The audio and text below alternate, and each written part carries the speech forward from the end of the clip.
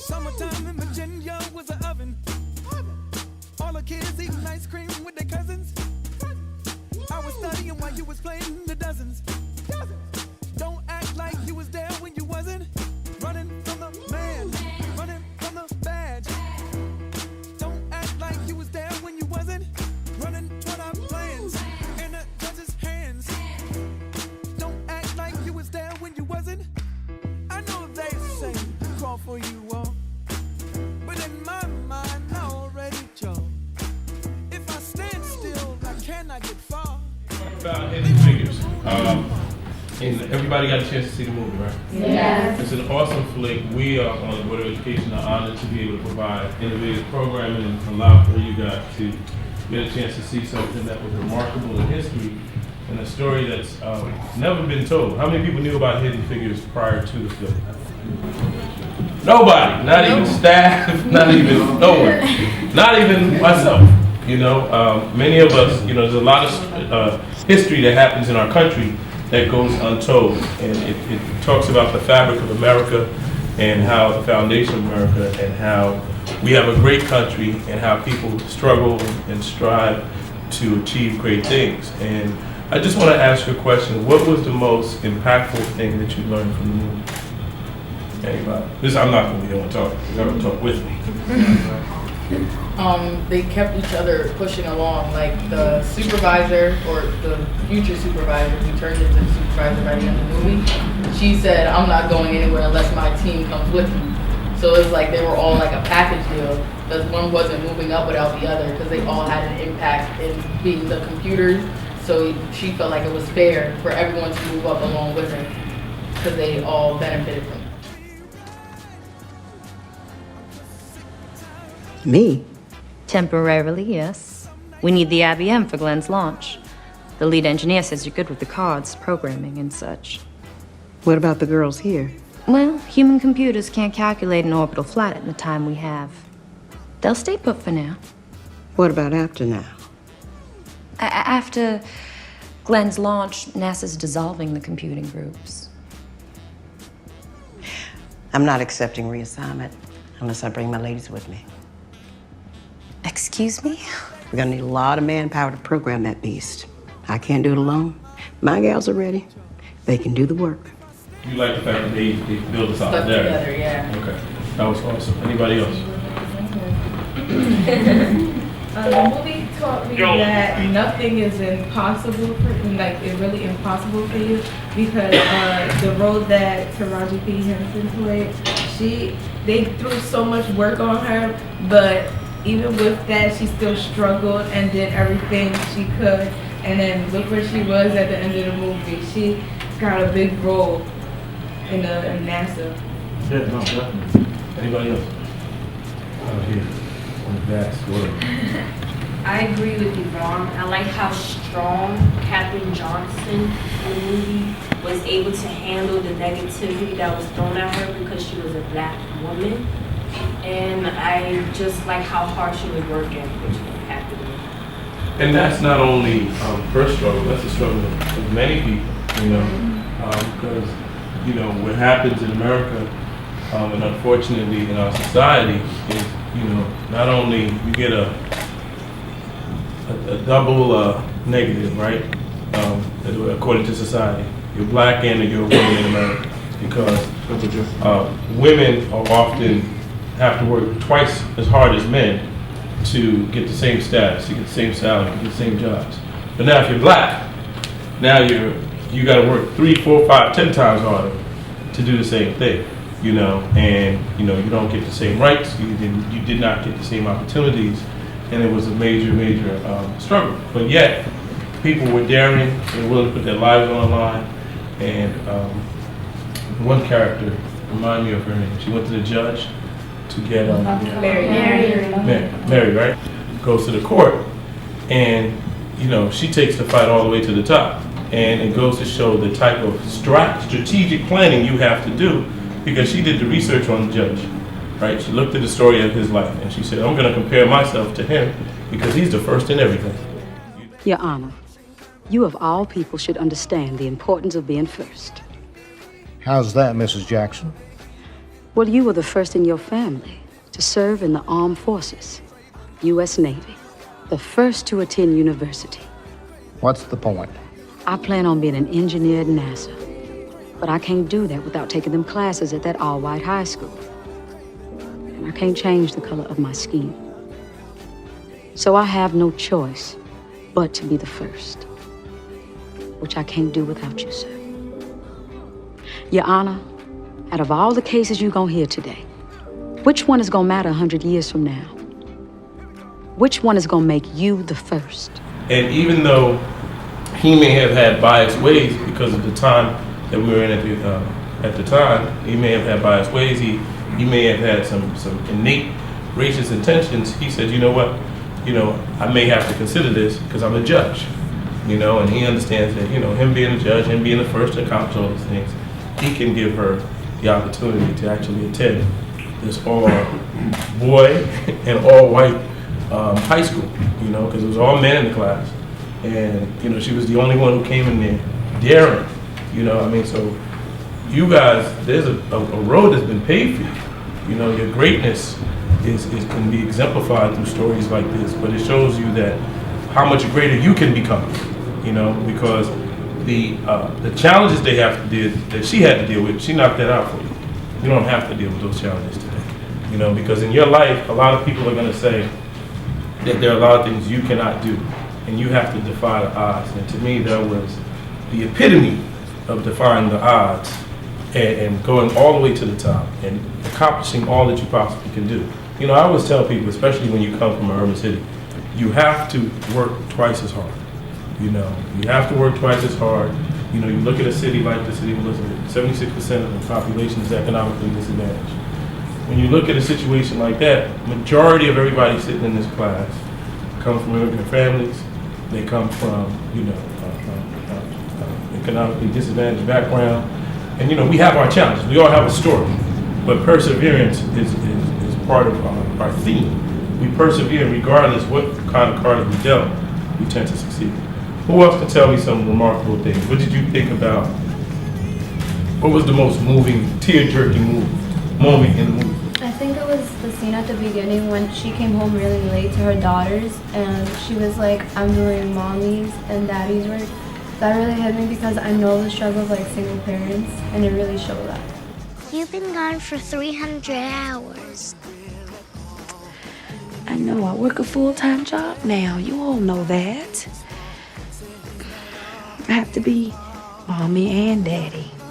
A lot of themes in the movie. We talk about the struggle to make it as a single mom. We talk about social issues. What about the issues of when the dad has the kids watching, I believe it was the riots? The kids don't need to be watching They this. need to see this. Well, when we got off the bus in Birmingham, Everybody needs to see this. took me and forced me out of the door and threw me into the crowd, and there I was beaten by one big guy and several others. So nobody's really wrong or right. It's just that you're trying to protect your children. You want your children to have a childhood, and you want to give them a strong foundation. And I think that was one of those moments where you're like, wow, this is a story and a struggle that families really have to deal with, when faced with adversity. Give me another moment that really was life-changing for you. So when they were in the library, the mother and two sons, I felt that, the fact that they got kicked out and when they were leaving the building and the security guard was touching her son, that she stood up for him because she knows she was doing nothing wrong. It shows, I feel that she's showing her kids that you know what you're doing and don't be, offended if someone's coming, to tear you down because they weren't doing anything wrong, and she's showing, implementing that as a young, to stand up for what they know they're doing is right. Just because it's the way doesn't make it right. Understand? Yes, Mama. You act right, you are right. That's for certain. Understand? Yes, Mama. Stand your ground. Stand your ground and keep doing what you're doing as long as you're doing the right thing. You're not here to disturb the peace. You're here to educate yourself and empower yourself. We don't want any trouble in here. Oh, I'm not here for any trouble, ma'am. What are you here for? A book. You have books in the colored section. It doesn't have what I'm looking for. Well, that's just the way it is. Can somebody else share another moment? Something that moved me a lot was when she went to the judge, that one. But then the other one, when the main character, she would, like, all the work that they would give to her, she would take it to the bathroom and she would try to do it well. That was like showing how like dedicated she was, and how like no matter what happened, she would still like try her best to achieve what she's like her main goal. And I feel like that was very motivated to me. Like it made me feel like I might be having like a bad day, but like I can take what she went through and I feel like this is nothing. Like I can do it. Like it's fine. Yeah, no, absolutely. You know, to see that type of struggle, because you know you got to go to the bathroom and you got to walk miles and miles away in the rain.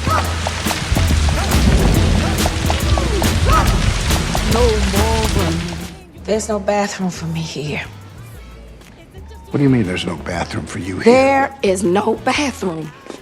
There are no colored bathrooms in this building or any building outside the West Campus, which is half a mile away.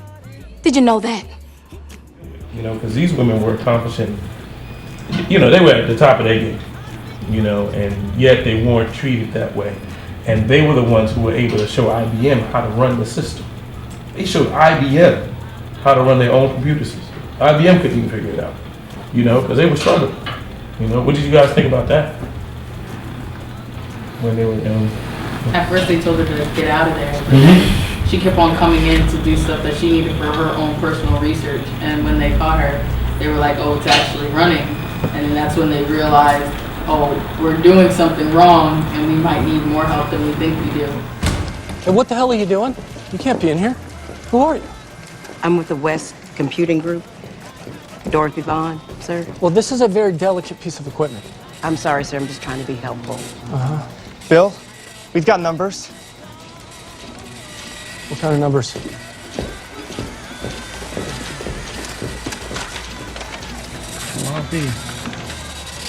What's your name again? Dorothy Vaughn. Dorothy Vaughn. So we should like try to, instead of keeping the system divided, make it come together so we could process and get things to where they should be up and running. Any other movie moments? I feel like overall, like the movie taught like every single person in this room that your hustle and your way of going about things is really important, because even though they all of them had like a racial obviously issue, like that people were not leading them to do their best of their abilities because of something that was so dumb, honestly, because it doesn't matter, like you're the color of your skin, but like they went about it in such a way that was so like they didn't have to argue with them, they didn't have to fight against them, but they showed the best way they could do it in their abilities and proving themselves because they knew who they were. And I feel like it gave everybody here like that you have to have a strong sense of who you are and what your abilities are, and like you have to believe in yourself in order for anyone to believe in you. That's right.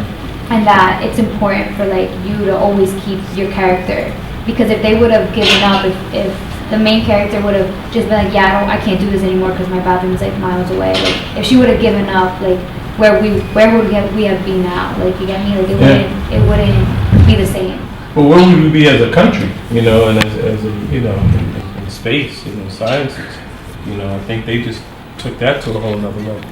But more importantly, for people who aspire to be scientists, for women who aspire to be scientists, engineers, black people in general, people of African descent, it really just, you know, it opened the doors, you know, for people to have opportunities and to, one, establish careers in NASA, but establish careers in that field, you know. I know I saw a few more hands up in there. When the main character, she always put like her name on the papers, but her like boss always told her to take it out. And like in the end, she finally like let her put it on. I felt like that was kind of like a hidden like accomplishment for her, because they were finally like at the same level. Definitely. You know, when you look at a lot of inventions here in America or throughout the world, oftentimes the people who invented don't get the patent for it. So they come up with the concept, they develop the concept, and then somebody buys it from them, or somebody takes the credit for it, and you never hear about it. And they become a hidden figure. That's what a hidden figure is all about, you know. They all become a hidden figure, and you never hear their name, you don't know their story, you don't know that they did, you know. One scene where my heart just tore apart and it got stitched back up. It was the scene where NASA was about to launch the spaceship, and the man said that the calculations were wrong. Yeah. Paul, something's off here. These landing coordinates don't match yesterday's. The IBM just ran them. Well, then the IBM's wrong yesterday. Yes. So she has to do the calculations over. And it made me, when she went over to, when she was about to hand in the paperwork, it was like they just shut the door in her face, and it was like she just did that for no reason, and she felt like she was being used.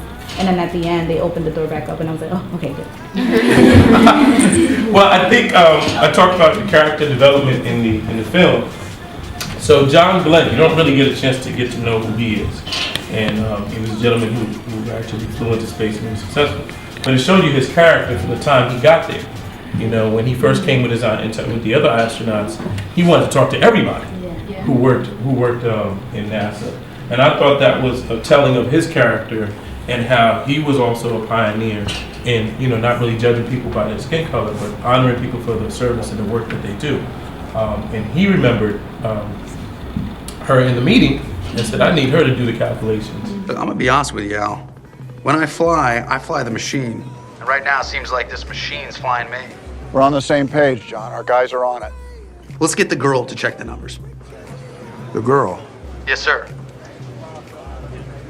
You mean Catherine? Yes, sir. Smart one. I mean, she says they're good. I'm ready to go. The human mind is more powerful than any computer. You know, the human mind has done remarkable things throughout the world.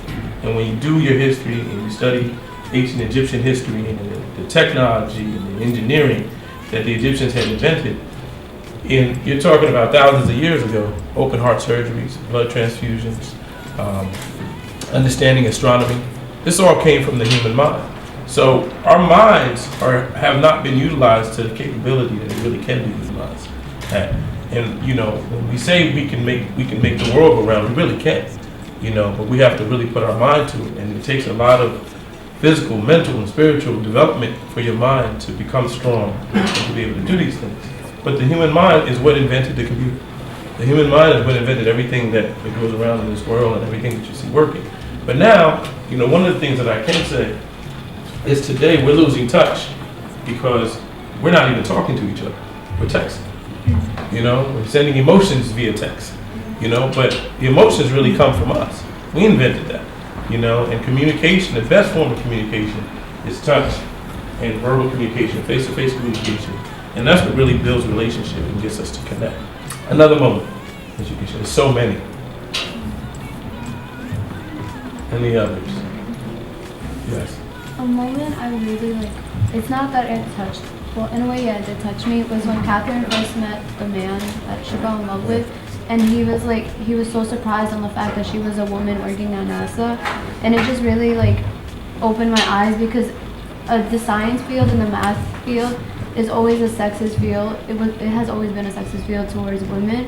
And it just really like influenced me to like enter that field because I've always been so like passionate about math. Pastor mentioned you're a computer at NASA. Yes. What's that entail?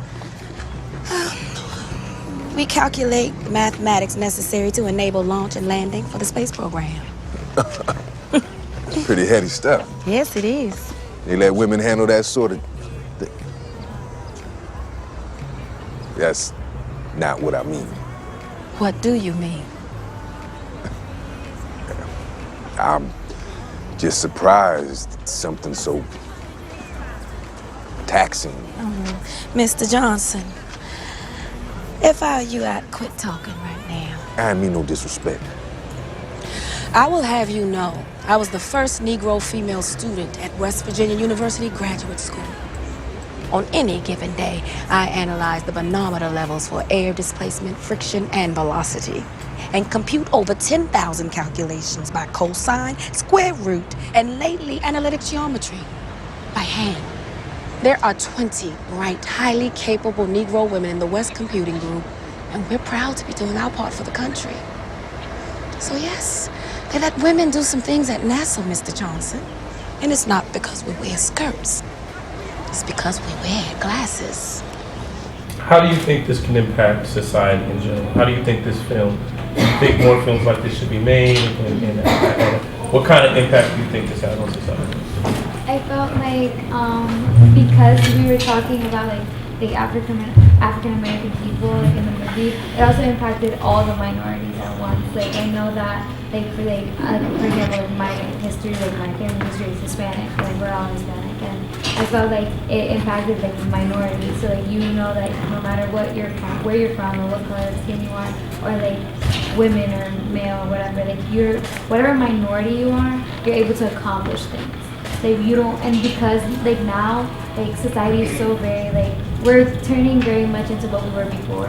Like a lot of discrimination, a lot of hatred toward like different countries and stuff. I felt like it was a perfect timing for the movie because it made like students, like us watching it, or like even grown women watching it, or anybody watching it. It's like it gives you a wake up call. Like we are the minorities, like wherever we're from, but we will persevere, like because we always have. Figures, and it kind of makes me want to look more into it, and just I know now that there's a lot of stories like that, and a lot of people are aware of things that have happened. I feel like we should have more movies like this because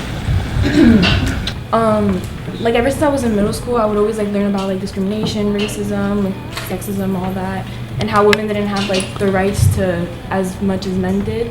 But I feel like now in this generation, not a lot of kids know much about it or like know the struggle that they went through, and movies like this kind of make them realize like, wow, this is really what happened before, and like if they could do it, maybe I could do it as well, because a lot of kids don't really realize that, and it's kind of like an eye-opener for them. Definitely, but I think movies like this change the catalyst of how we think. They change the catalyst of how we raise our families, of how we relate with each other. And I think we need to also become more sensitive to the differences that exist culturally, and also to the differences that exist in people and their struggles. Everybody has a story, and everybody's story is unique. We don't know everybody's story. Like I said yesterday, you may look at your staff and you look at your teachers and they all look wonderful, but you don't know what they had to go through to get to this point, because they all had a story. They all had an uphill battle. And for those who didn't have an uphill battle, it may have been different. It may have been something mental, it may have been something emotional, but there's a struggle and story behind everyone. And I just want to commend the staff and give your staff a big round of applause.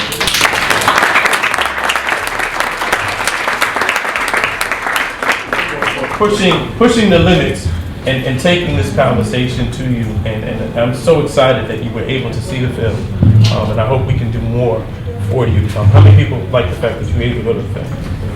Good, it worked out. Right? You want to do more? Yes. Okay, great. But I want to thank you all for this awesome discussion and awesome time. I hope you all enjoyed it. Again, I'm so proud of all of you guys, all of you students who are performing at your highest and your best, and your vision, your dreams, the discussion. I had a really good time, and thank you for this surprise birthday celebration that I had no idea about.